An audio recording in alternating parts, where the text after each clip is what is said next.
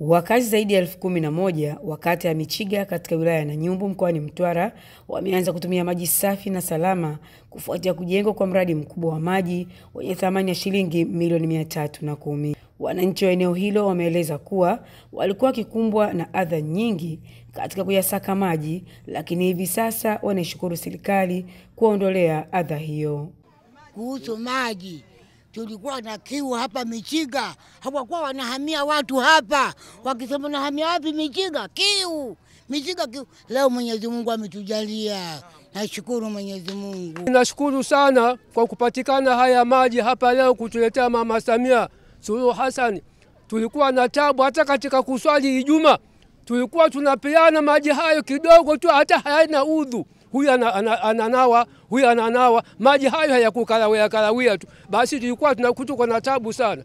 Lakini kuanzia hivi leo tumepata maji haya, tutakuwa tunapata kuswali vizuri, kila mtu atakuwa na swali kwa udhu. Mhandisi wa maji kutoka wakala wa maji safi na usafi wa mazingira RUWASA katika wilaya ya Nanyumbu, Rogers Liatu, akaeleza uwezo wa mradi huo.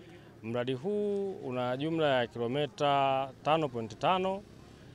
Unahusisha ujenzi wa pump house au manyumba ya mitambo pamoja na tenki lenye urefu wa mita 12 kwenye ujazo wa mita 50, na gharama ya mradi ni shilingi milioni 310. Na mradi huu ulianza mwaka 2024 mwezi wa 5 tarehe 28, na mradi huu unategemea kukamilika mwaka huu 2025 tarehe 28 mwezi wa 7. Na mradi huu utakapokamilika utahudumia wakazi wapatao 11,600. Mradi huo umezinduliwa na kiongozi wa mbio za mwenge.